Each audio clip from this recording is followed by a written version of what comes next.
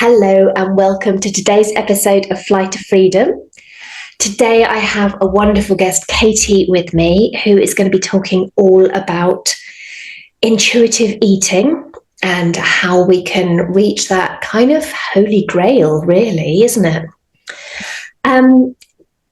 Katie is a licensed psychotherapist, teacher, speaker, and communication coach who spent the past 16 years in the health and wellness industry, helping others and herself navigate life's challenges and embrace our shared humanity. I love that you put "and yourself" because we're all on the journey, aren't we? Oh, yeah. And if you as a provider can't see that and acknowledge that, then that's a bit of a red flag. It is. Now, full confession, I didn't say your surname there because I forgot to ask you how to pronounce it. Bingner, like Chandler Bing. Okay, Bingner. So it's Katie Bingner, and welcome to the podcast. Hi, thank you so much for having me. Oh, it's exciting. I love having different guests on. So we've got the quick fire questions. Let's do it. If you were a member of a fictional family, like, I don't know, the Addams Family or the Simpsons or something, who would you be a member of? Oh, that is such an interesting question. It's so funny because the first thing that came to my mind was all of the kind of TV families that I related to more growing up. I wouldn't necessarily choose to be a member of, but as it sounds silly, but Married with Children, I don't relate to any of those characters, but that felt relatable. I think the Addams Family would be a cool family to be a part of. That maybe not forever, but temporary, maybe for a week. It'd certainly be an experience, wouldn't it? You'd have a lot of fun, I think. I don't know, maybe Modern Family. That crew sounds fun and also very loving and supportive. Yeah, sounds good. Okay, well, seeing as today's episode is all about food, what is your favorite dessert? Oh, I love food, but I love Napoleons. What are they?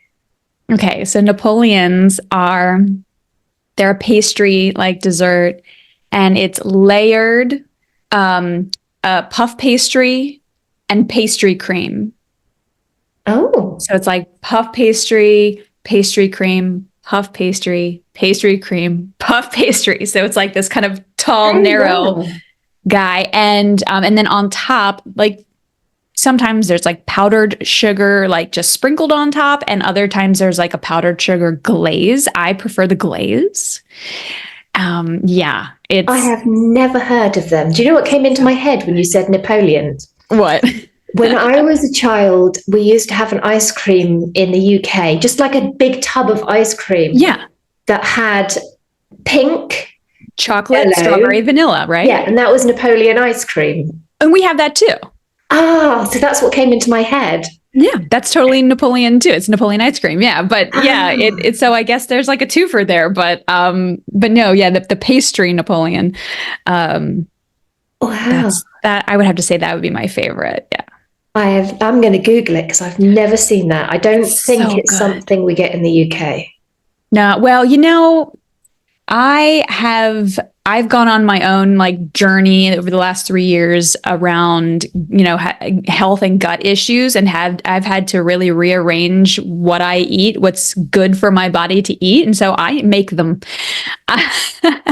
So, if you're interested and you're kind of bake savvy, and actually they're not that hard to make, but, maybe Pinterest and throw yourself together one. I don't think you'll regret it. Full confession, I'm not a dessert girl. Oh, fair enough. Yeah, the more I become completely, croaky today, completely at peace and free with food and just listen to my body, the less desserts I want. I love chocolate, but desserts just don't float my boat particularly, apart from creme Beautiful. brulee. That's the Oh, only that's one I'll nice. always say yes to. Yeah. But yeah, I think I'm much more of a savory girl. That's such a beautiful discovery to make, I think, that, when Mm, we actually dig down deep and figure out what we genuinely want, what yeah, we authentically crave, and what's satisfying and fulfilling for us, it does vary. Not everybody is doing the appetizer, entree, dessert spiel, and in that order, and it's yeah. just there's so many ways to embrace and enjoy food. Like today, I had hot buttered toasted crumpet with Marmite and cheese and some salted peanuts, and it was heaven. It was Oh, absolutely heaven. it's And so English. And I oh, love it. probably is, isn't it? Especially with the Marmite as well. Yeah, but it was really nice. I really liked it. Okay, right, on with the questions. I digressed. Um, what qualities do you most admire in others? I think I would have to say patience. Mm-hmm. I really admire patience. The It's skill, something, isn't it?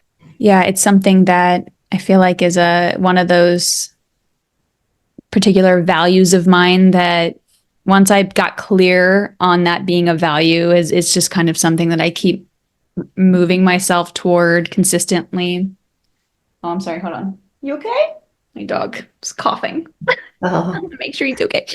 Um, so patience, and also I would say, compassion.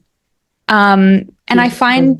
I feel like I'm a very compassionate person, but I also am, human. And I think that, again, like compassion is a practice, Yes, right? it is. It's taking our empathy and doing something with it.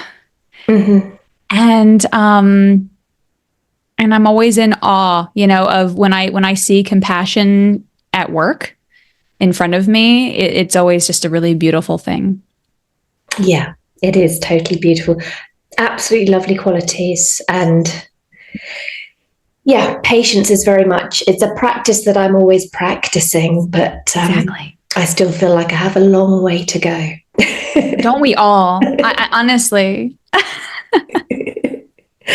Okay, two more questions.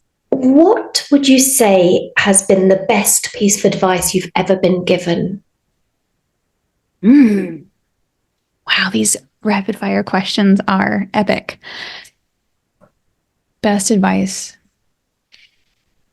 Hmm.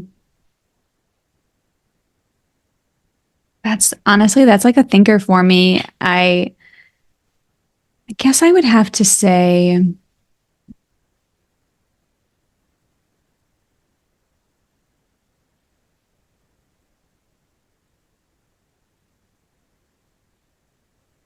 to keep trying. Yeah, great. Just the idea that life is hard. Being human is really hard. Um and that the effort is really the focus. If you can focus on the fact that you're trying and make space to consider that you're doing your best, even when it may not be as good as you did last year or last week or an hour ago. um, but kind of just continuing to try. I think that is something that always rings in my head as like a mantra of sorts. Lovely. And last question, and this is one I ask all my guests. If you had a magic wand that you were allowed to wave once and change something, and it can be whatever, it can be about yourself, it can be about the world, it can be about your dog, it can be whatever you like, but it's only one thing. What would you change? I would, I would definitely, I think I would just eradicate animal cruelty and neglect. If I'm being totally honest, My first passion in life was animals and saving animals and rescuing, and that's, that's, I think, the thing that really ties me up in knots the most, when I think about it. Not that other things don't, but I can feel myself, like my nervous system gets so elevated when I think about that, or I face that. And so yeah, I think I would just wave that wand, and I would lift that burden off the world of just like all the animals can be taken care of and not harmed. That would be lovely, because I get the cycle of nature. I get that animals eat other animals and stuff, but cruelty and neglect, that's just wrong. There's never a time when that's okay. Right. And that's human, right? That's a human kind of element. Like you said, nature is nature. And the way that animals interact with each other is really, in a lot of ways, a whole nother complex system. And there is cruelty in nature, and there is, neglect in nature, right? We hear about it when it's like, oh, well, the mama left the nest and the babies are just there, and that's, that's happening. Yeah. But the human element of it, that's a big question. Okay, let's get on with the podcast. So, can you just tell us a bit about you and why you do what you do? Yeah, I would love to. I am, like you mentioned, I'm a mental health therapist, licensed mental health therapist. I'm also a communication coach. And I have spent the last 16 years in the health and wellness industry, because prior to being a mental health therapist, I was a massage therapist. And so I was in the holistic wellness, complementary and alternative medicine field for 8 years. And I think I've just always been drawn to the concepts of wellness and well-being, and promoting that, and trying to encourage and support that in others. And so I finally, through a lot of redirections and reroutes and detours, I made my way into the psychology path. And as I've gone on that, I've learned a ton about myself, and I've learned just a ton about the world and people, with all the amazing people I've gotten to work with. And so it's gotten me here to where I'm focusing my practice on trauma-informed care and an integrative style, which is basically just, I take these different approaches and models that I've been trained on, and I kind of filter that through the trauma-informed lens of what really resonates as the most trauma-informed perspectives and approaches that I know. And I kind of put them together to try and help the whole person sitting in front of me, whoever I'm working with. And yeah, I started my coaching business last year. When you're a therapist, you do a lot of coaching. So I have a lot of experience with coaching, but last year I decided to kind of expand my services, because I really, truly love talking about communication. I love supporting people and becoming more effective communicators. And I just love the skills training of it all. I have a background in acting. And so the verbal, nonverbal communication of it all is something that is not only like a comfort zone of mine, but a real place that I feel that I thrive and I'm very fulfilled by engaging in. So that's kind of what's brought me to this place here and now in my life and in my career. When it comes to, I know that, your podcast is, very much focused on eating disorder recovery and your experience. And with regard to that, it's interesting because I now see and clearly understand that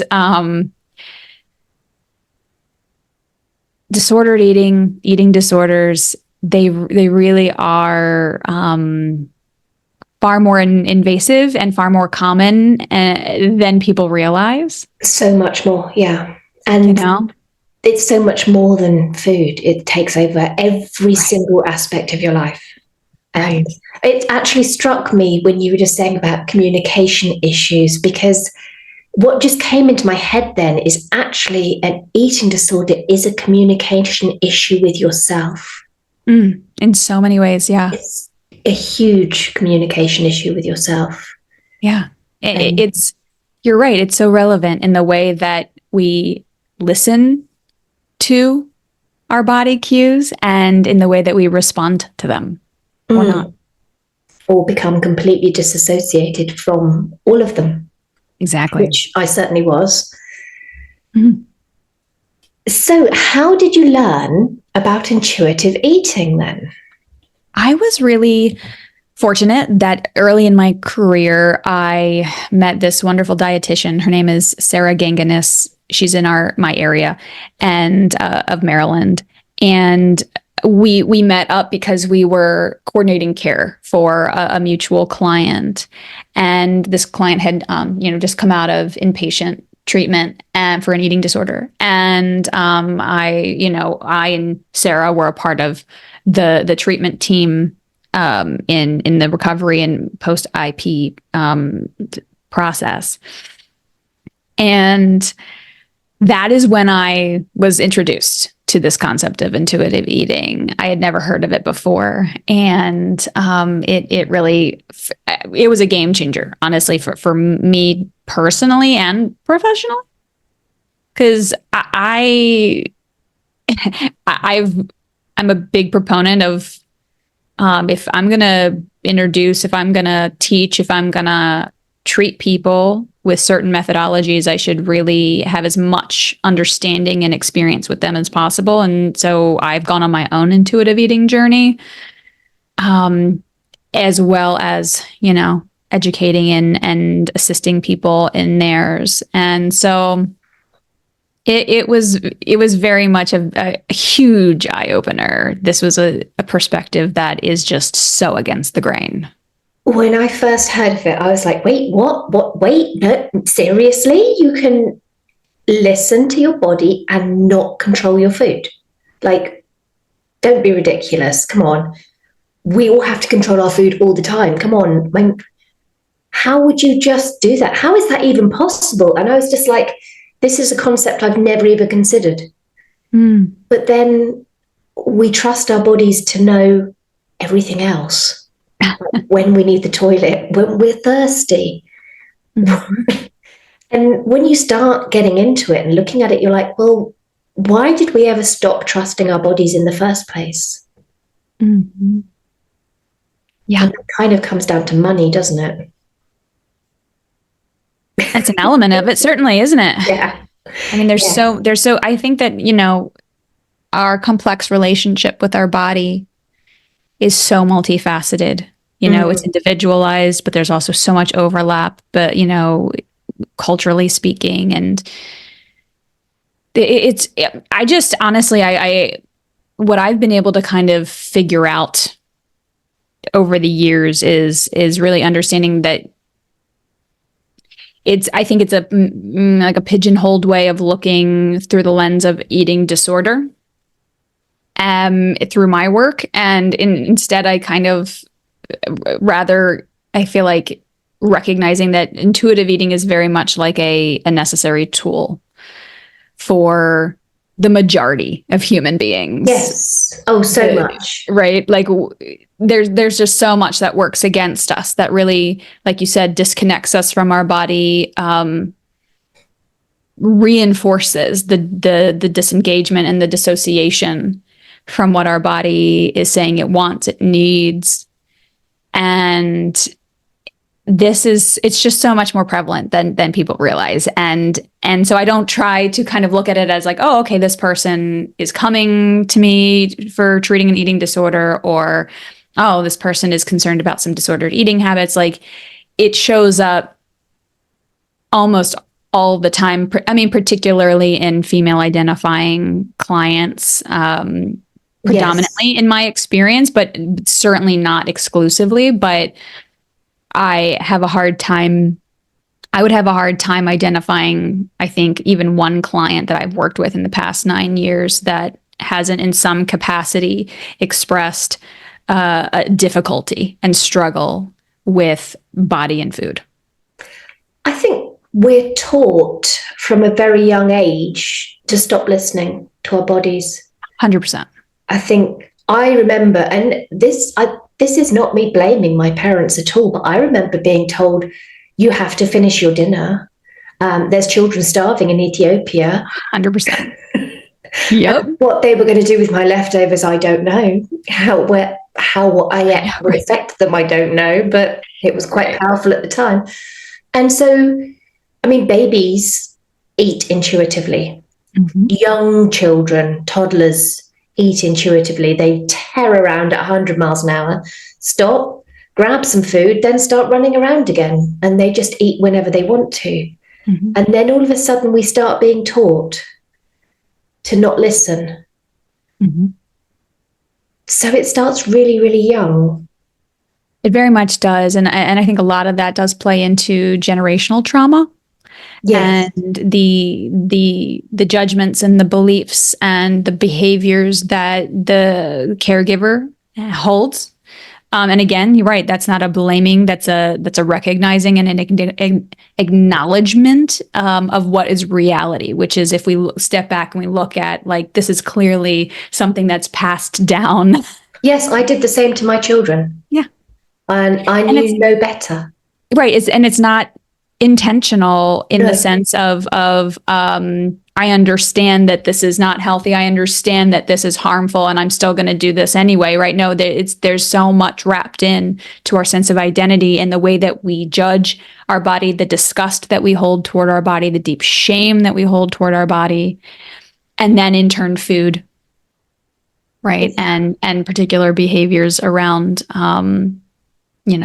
exercise and things like that. And so it's just, we're very much designed, right? Like you said, designed, taught, conditioned to approach our body a certain way, to view our body a certain way. And then we're given these methods for making our body better, for creating a more acceptable, attractive, right, desirable body.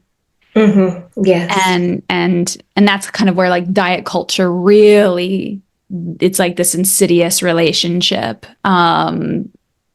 between how we operate individually and collectively, and then the greater arching business of diet culture. Yeah, it never ceases to amaze me that we all, I mean, so many people diet all the time. So many people do. And we all know deep down that diets don't work. Mm-mm. But everybody that goes on a diet, that regains the weight, feels immense shame and guilt, and that it's their fault, when we still all know that diets don't work. So why do we all blame ourselves and feel like we're less than, we're not strong enough, we're not committed enough, we're not determined enough? Why do we feel we've let ourselves down? Well, I mean, I think that speaks to a lot of what we're talking about, and if we, stepping back and really getting educated on diet culture, I think has been the biggest piece for me, is understanding that why, is understanding that the diet industry is, one of the only industries in the world that is inherently designed to not work, right? Like, the product doesn't work. We know this. Research has shown diets actually perpetuate weight gain, and change us on a molecular and hormonal level to slow metabolism, and actually alter our body in the exact opposite way that we're trying to manipulate our body. So it's the only industry that has a product that doesn't actually work. Yeah. And then blames the consumer for the fail. And I guess that's so that the consumer then comes back again and again and again to try harder. And that's the self-perpetuating cycle of it all, is that because it's so baked in, and it's not just our culture in terms of our pop culture and our media, right? Like, it's baked into our medical systems and everywhere. It's literally everywhere, isn't it? Right. And so how are you supposed to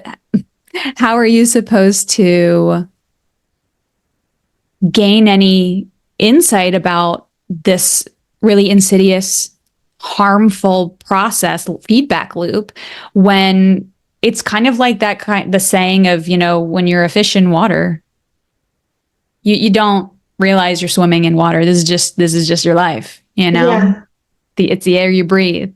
And so when we're so deeply entrenched in what we are told is fact, we're told thinner, petite, underdeveloped bodies are more appealing, attractive, valuable, all the good stuff.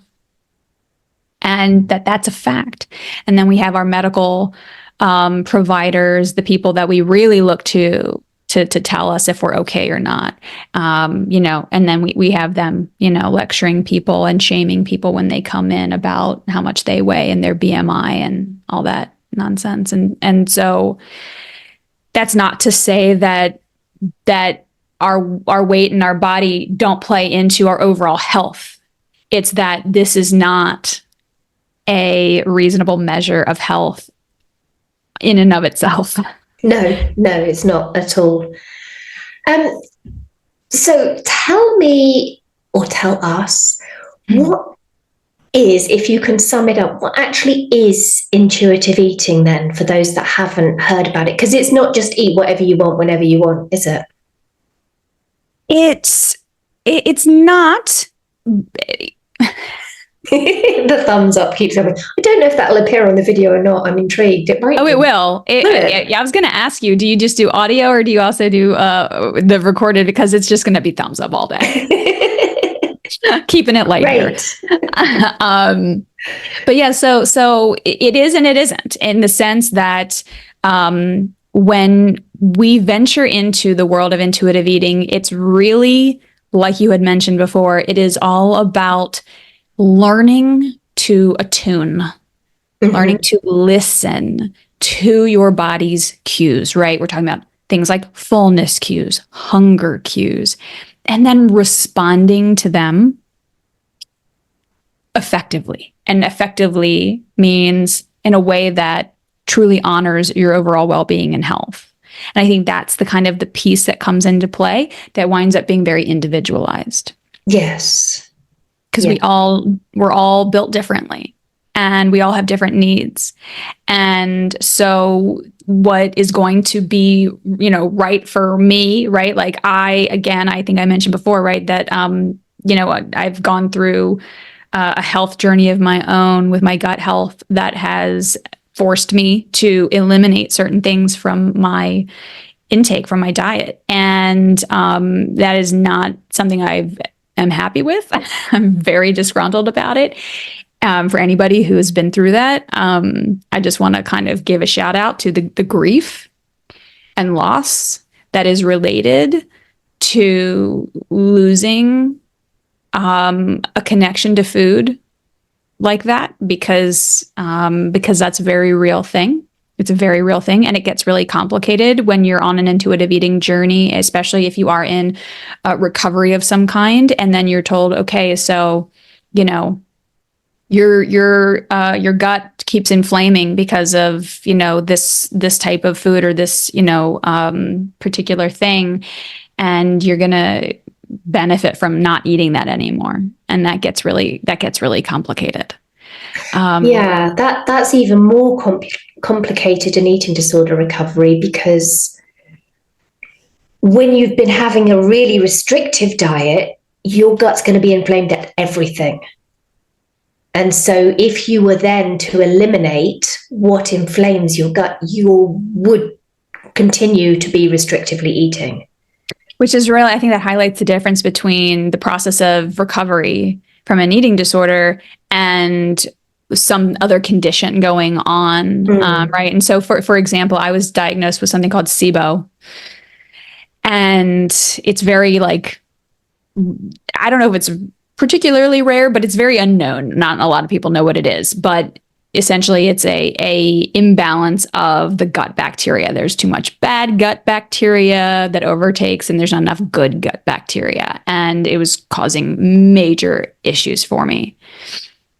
And I had to go through this like really arduous, ridiculous test to get diagnosed with it. And I had to cut out things like honey. Okay. And so it's like differentiating, and that's where I think support, having really trusted providers come into play, especially if you're in recovery, is getting really sound guidance about how to navigate reacclimating your physical body to eating a variety of foods. Yeah, because if you haven't been eating foods, then you're not going to have the enzymes to digest them. Right. And your body's got to relearn how to produce them. Right. And your gut bacteria hasn't been digesting them, so it has to relearn how to. And you have to get the right balance of gut bacteria and everything. So yeah, it's a very individual, it is, and complicated journey. Mm-hmm. Mm-hmm. And so to go back to your original question, it's really this idea of, building that muscle. I think that's a good like analogy for it. It's like a muscle, literally, figuratively. You're retraining your body to do the things that it is naturally, intuitively able to do. Mm-hmm. But because of the behaviors we've engaged in and because of the struggles we've had to cope with, our body has changed. And now we're working to kind of bring it back to that baseline. And so there's this process of building the awareness, building the attunement, listening. And that is a journey in and of itself to then discover what really serves my body, what helps my body feel satisfied, fulfilled, comforted, but also well, energized, right? The things that really help us feel like, okay, cool. Like this is serving me. This is serving my body. Yeah, I totally agree. But I also would just like to put in at this point that if you're in early eating disorder recovery, or you don't have hunger signals because you've not listened for so long, waiting to listen to your body isn't going to serve you. Not straight away. You need to eat everything as much as possible. Mm-hmm. There is no too much. Mm-hmm. And those signals will come back, and you will know when it's time that you can start listening to your body.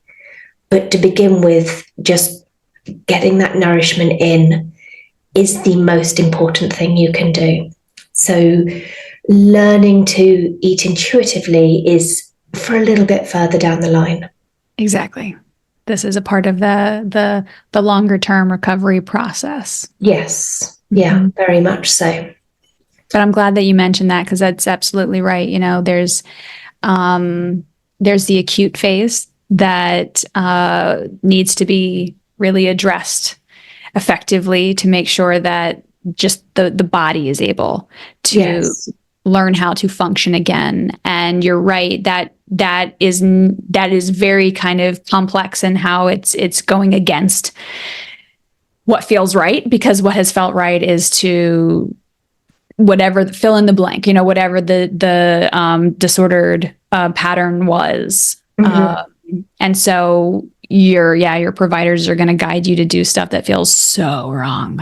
Yeah. Yeah. And so if you feel like you're trying to listen to your body and it feels like every part of your body is screaming no, then it does feel so wrong, and it's uncomfortable, and it's not fun. It's not pretty, but it's so worth it. And it's temporary. Mm-hmm. So what was the most surprising thing you learned about the intuitive eating movement that helped you develop a better relationship with food? Surprising.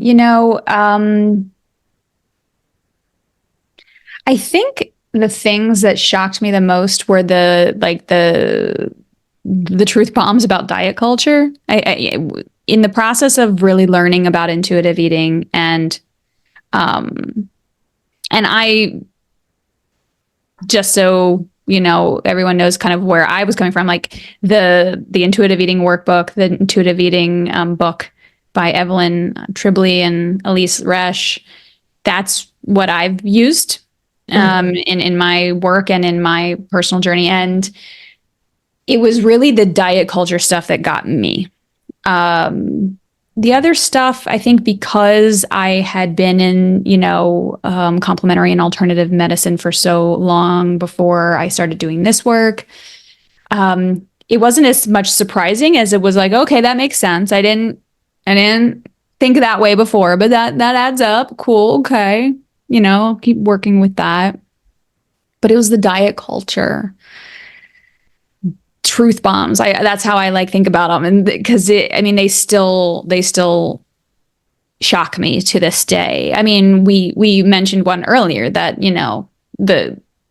there's actually a body of research now that shows that dieting promotes weight gain. Yes. Not weight loss. It's not sustainable. It is not something that is going to give you what you are seeking. Yeah. So it's very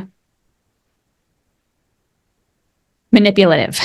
Yeah, you can't control your body long-term sustainably without living in a restrictive eating disorder. Right. And then there's understanding the body on a more cellular level and understanding the rebound, weight gain that's going to occur with dieting because your body has no idea what you're doing and why. So it's going to assume that you're starving for a reason out of your control, or that, your body is experiencing this influx for some other reason, and it's going to react accordingly. Exactly. One thumbs up. Another thing that really shocked me was, so I was really fascinated by the research that's been done around the Biggest Loser contestants, the longitudinal research. That's been really, really fascinating to just understand. And because I remember don't you remember, right, how incredibly popular, right? Hugely popular. Right, like the turn of the century. I mean, there's always been fat phobia, in terms of the last century or so, fat phobia has just increased over time. But yes, it has. This like kind of quote unquote fat fright of the turn of the century, the 21st century, where our culture just really dug in deep. It wasn't just about promoting like the waif body of the 90s, but now it was like, let's attack like obesity, like a war on obesity, and we have to attack it. It was actually called that, wasn't it? It was called a war on obesity, which I wouldn't be surprised. I don't know if I remember hearing it, but to me, it just reminds me of the war on drugs. It reminds me of all of these kind of concepts that kind of come from the higher echelons of society that tell us what's the bad thing about our culture right now. And we all have to kind of just like rally together and try to attack it without any concept of the individual, emotional, trauma, racial and diverse elements that go into, that could be a whole nother show. But the idea that that we had to really attack obesity, and of course that meant people who were being labeled as and seen as obese.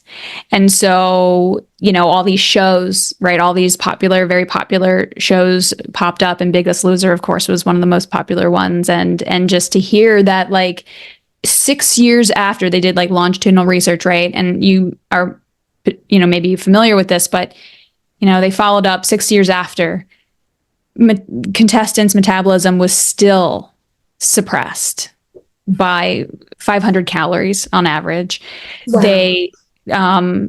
They still had not gotten back to their lean muscle baseline. Before they started the show, they had all these, they have all these tests done about like what they're starting at baseline.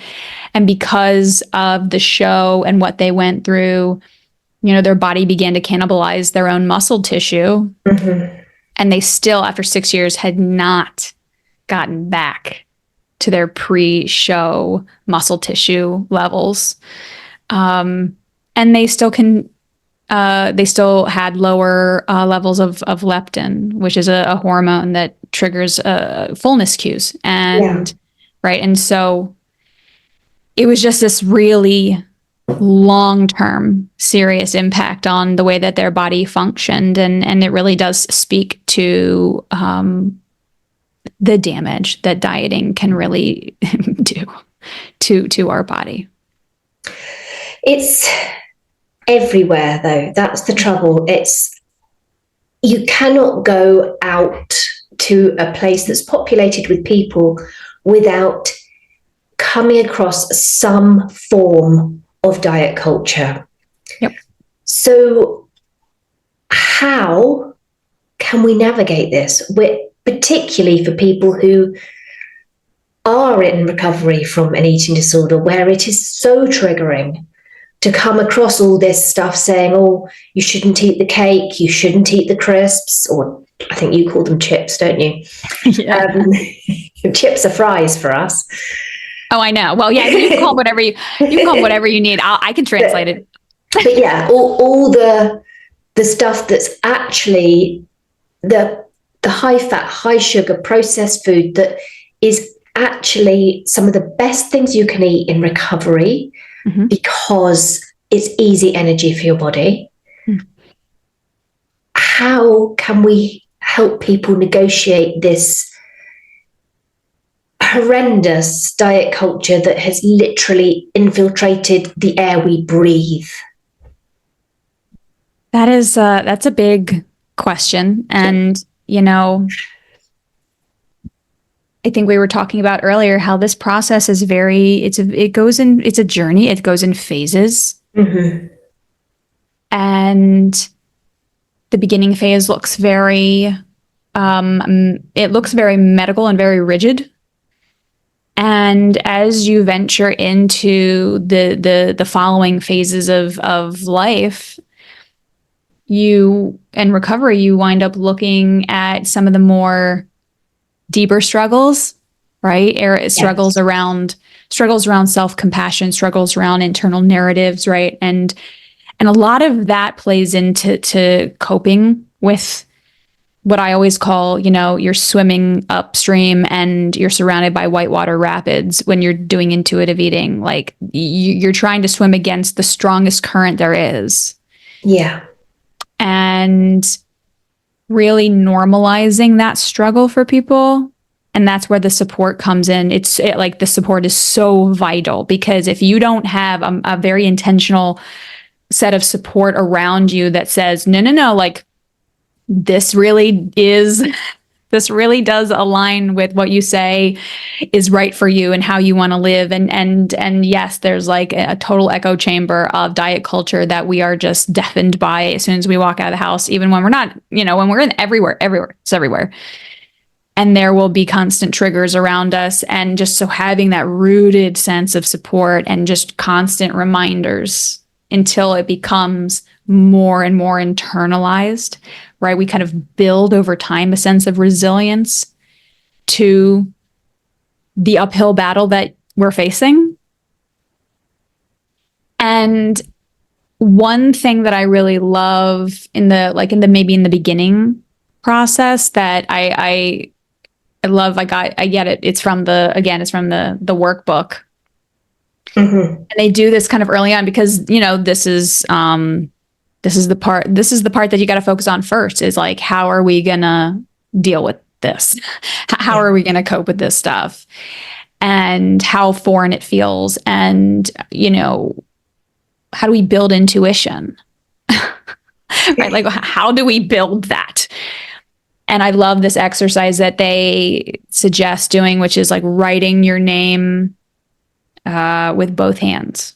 and obviously if you're ambidextrous and you're like totally acclimated to that, then maybe another metaphor will be good. But if not, if you're, one-handed in the sense of, dominant hand, less dominant hand, and you try to write your name with your less dominant hand, it's going to feel so incredibly wrong, uncomfortable. The urge to just like want to stop doing that and just put the pen back in the normal hand. Just, okay, that feels good. That's how we do it. It's a really good metaphor for just reinforcing this idea that change doesn't come overnight, right? And it doesn't feel easy, and it doesn't feel intuitive at first. It feels very practiced and forced and uncomfortable. But when we're rooting ourselves in kind of a value-focused path, when we're telling ourselves, okay, we want to recover, we want to be well, we want to figure out what that is for us. Mm-hmm. That helps us kind of redirect back again and again and again and again to being able to acclimate to the discomforts of this process and acclimate to the reality that even today, which, if we stepped back and we zoomed out and we looked at our culture in terms of food and body today compared to 20 years ago, it's pretty different. It's pretty different. Also not at all. And so just being able to kind of play with those types of exercises and experiments to be able to say, all right, how do I get through each day? How do I tackle these triggers? And how do I get support for doing that as I build my muscle of resilience around, Yeah. I think vigorous stuff. one of the things you said about looking at how things have changed as well and how things are different is that when you do look, it goes in fads and phases, doesn't it? Like you can eat butter, you can't eat butter. You can't eat carbs, you can eat carbs. We even had a thing over here in the UK when I was growing up about you can't eat eggs. Eggs are really bad for you. And then all of a sudden eggs are superfoods. And these things can't all be right when they completely contradict each other. So all this, even when it comes from the government, the food pyramids and all that sort of thing, even when they come out, it doesn't mean they're right. It's just somebody's perspective. Right. And again, going back to a little bit more info around just like the way that our medical models are flawed.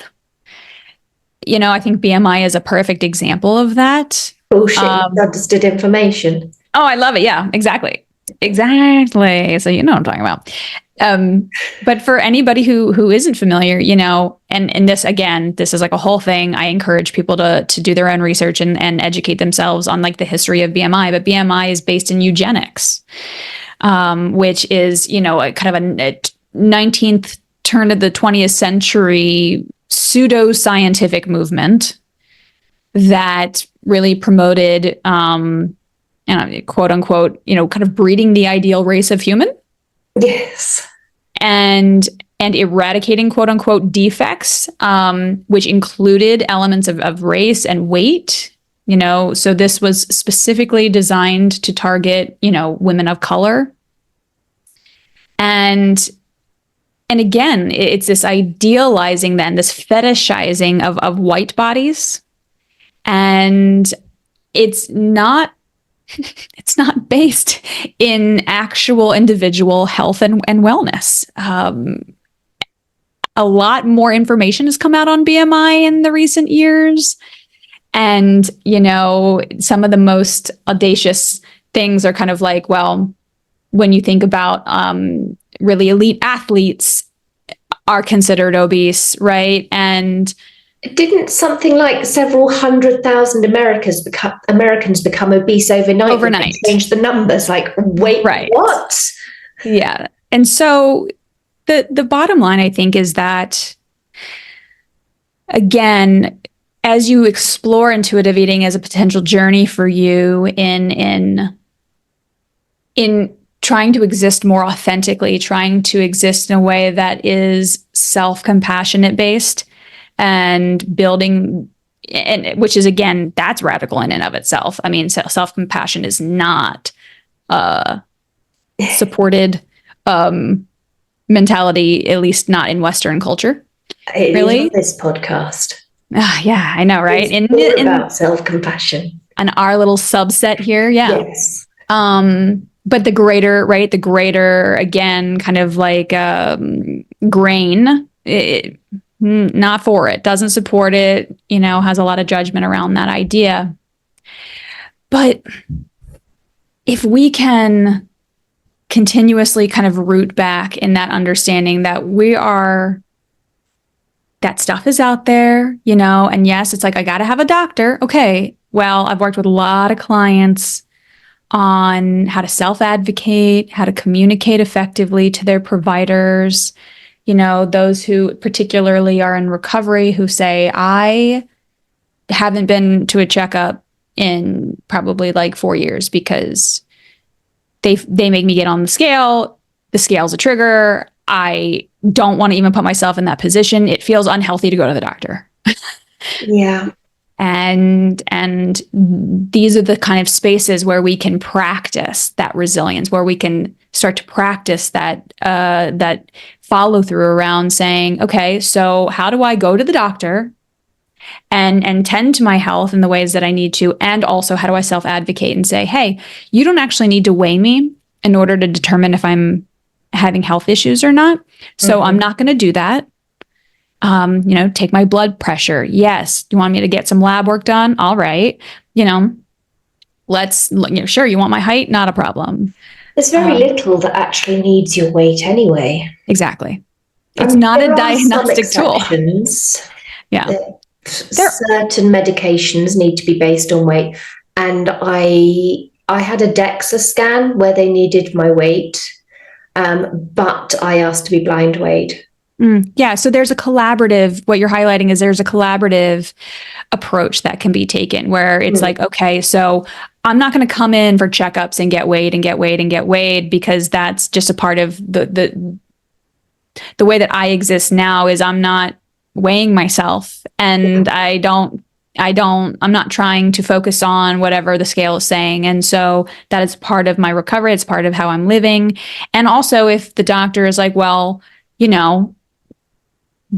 we kind of need to get a weight to determine proper dosing or, a treatment approach for you, then yeah, I love that, Julia. Collaborate with your provider. Say, okay, well, if that's the case, if this is necessary, again, going back to like one of the tenets of the intuitive eating concept is, it supports my greater health, right? And wellness, then okay, let's do a blind way. Or whatever it is that's, going to be okay for you. Yeah. The real important, I think, element is knowing that you have a voice, that you have a right to exercise your voice in those settings. And that is not encouraged. We've never been told that we can tell our doctor no. That's very true. Yeah. It was like, I guess I was brought up to believe that the doctor was kind of a very much an authority figure. Absolutely. And you just do as you're told. Mm-hmm. Mm-hmm. But actually, who knows my body better, my doctor or me? Right. Which, again, goes back to one of the tenets of intuitive eating, which is that you are the expert of your own body. Absolutely. And one of the things I wanted to just talk to with regards to dealing with diet culture and the fact that it's everywhere and how hard it is to begin with, because it is. Mm-hmm. But now I kind of feel like almost like I know a secret, like, oh yeah. Like I don't have to do that. And I kind of feel like almost, I mean, I'm not going to go around to everybody that says, oh no, I can't have the cake because I'm being good today. And I'm not going to go and say to everybody, well, actually, because for me, these are conversations that if people want to have them with me, then they're going to have them with me. I'm not going to interject on their just general comments. But it feels so good to feel so free, to know that, wow, you are trapped by diet culture and you're believing that what you eat bears some relevance about what sort of person you are, like whether you're good or bad, whether you're healthy or unhealthy because of a number. And so it actually gets to be quite exciting. You feel so free and you feel like almost like you're part of a club that's found the truth. Mm. And you've got this, I don't want to say superiority because I don't think I'm superior to anybody, but it kind of just feels like a lightness. Yes. Like, I don't know. Ironically. Extra level of freedom. Yes. You know, ironically, but maybe it's like kind of how culturally, right? We like take words and we take words that are used against us and we, you know, we kind of make them part of our vernacular as an empowering way. And you know, yeah, that's the sensation that I feel. And I want to highlight that it is not, and I think this is one of the hardest pieces about this process, that it is not this linear path. It is not a linear journey. It is not like, oh, well, one day it's all going to just click and I'm going to be free of those thoughts. I'm going to be free of those urges. I'm going to be free of the behaviors. Like it'll just stop being a thing. That is not, we don't know the future. Everybody's different. And what I do know about change in the human process is that it is extremely circular and experiential. And so it's so important to understand that, you know, as you're on this journey, you're going to, you know, you're going to maybe get far, you know, and feel like, I feel that lightness that Julia and Katie were talking about. I feel like I know that secret. That is amazing. And all that is true. And it can creep up on you and smack you on the back of the head one day and be like, oh, I just got, you know, getting an invitation to a wedding. You know, I've had that be one of the most common triggers is, you know, wedding related stuff, right? Event related stuff, going to a reunion, right? Like a high school reunion, things like that, where it's like, I thought I was going really solid on this intuitive eating journey of self-compassion and really developing this better, more sustainable, balanced relationship with food and my body and exercise and all of that. And then I got this thing in the mail, and now all I am thinking about doing is cutting my calories or binging because I'm just so stressed about how everything's going to go and the lack of control I feel over what people are going to think about me and everything in between, because disordered eating looks a lot of different ways. Yeah. This is where the self-compassion comes in so much. This is a part of the process. This is a part of the process. And as annoying as it can be, and I acknowledge it, it's an opportunity. Every single time we move through another big challenge, a trigger, even what we would consider to be a reoccurrence of behaviors that we are trying to get away from, it is an opportunity to build that muscle yet again, to get stronger at the recognition that, okay, you know, maybe it's like I got that invitation and I skipped a meal that day. And I didn't, you know, I came out of my normal routine where I like have a consistent routine that I do. And I completely halted it immediately in reaction. Mm-hmm. Maybe you go a day or maybe you go a week and you're like, I can get back. I can get back. I can redirect myself back. This is not how I want to show up. You know, I want to be able to show up at the reunion or at the wedding and say, okay, here I am. This is me. Here we all are. That's you. You're right. Like all our bodies are valid. We're all here. Let's try to have a good time. That's one of the things that is actually really comforting for me, when I get those moments of, is this body acceptable? Am I okay like this? That picture doesn't look great. Because of course I get those moments, because everybody does. I also get days where I think, oh my goodness, look at my hair. Like, wow. You know, we get bad hair days, we get bad body days. That happens to us all. And one of the things that I find really, really comforting when I think about where I am and listening to my body and going against diet culture, yes, it's different, but I'm not actually doing anything new. I'm going back. I'm going back to the natural, intuitive way I was born. Mm-hmm. And so that is really comforting to me, that what I'm doing is what I was meant to do, how we're all born to be. Mm-hmm. And we're not born to diet. We're not born to fit a certain size. Babies are all different shapes and sizes when they're born. One of mine looked like a plucked chicken and the other one looked like a Buddha. I mean, they were very different. Mm-hmm. So it's really comforting to me to think, well, all of this other stuff, all of this noise, this is created for many, many reasons. And a lot of people profit from these insecurities. 60 billion a year on average. It's just mind-blowing, isn't it? Mm-hmm. But I was born knowing how to listen to my body and knowing I had worth and that I was good enough. And I loved my body when I was a baby. I loved myself and I knew that I was entitled to have my needs met. And so when I get these bad body days and these moments where I doubt myself, that's what I find comfort from, is remembering that all I'm doing is what I was naturally born to do. It's not new. It's not different. It's not crazy out there, wild, wacky stuff. It's just back to basics. Yeah, there's a simplicity about it that is very reassuring. And I think can be very comforting if you're able to get to that space where where you have that clarity and that understanding, right?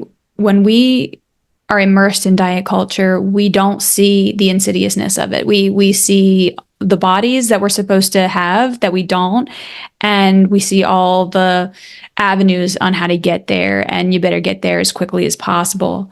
And when you, again, building the muscles around this journey is about informing yourself, being able to kind of step enough outside, get distance from, right, the diet culture space to be able to kind of see it for what it is, right? And to also, I think, have that support. I can't emphasize enough how important the support is, because like you said, you need to have some of those voices around you. There needs to be space for messaging that's like, no, this is actually, think about this, right? Just reminders, think about this.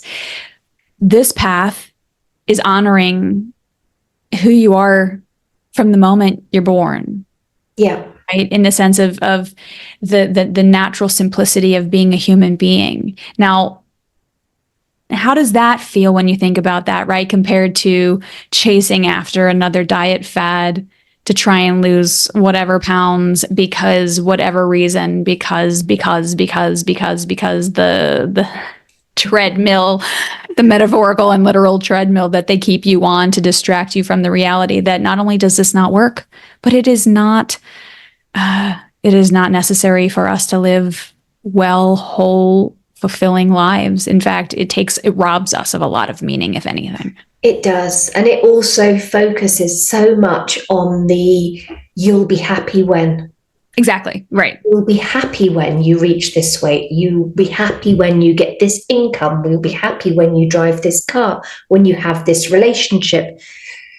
When in fact, our entire life is a journey. And if we stop focusing on the destinations and start just being in the moment and just thinking about right now, right this moment, I'm all good. Mhm. And I don't need to worry about next week, next month, next year. Yeah. Wow. We've had a good chat, haven't we? Yeah. So, how can people work with you? Well, a great way to start is you can just visit my website, katiebingner.com. And that has pretty much every avenue on how to reach me. It does have my socials. I'm on Instagram at KDB Coaching. That's KATIE, the letter B. The links Coaching. will be in the show notes as well.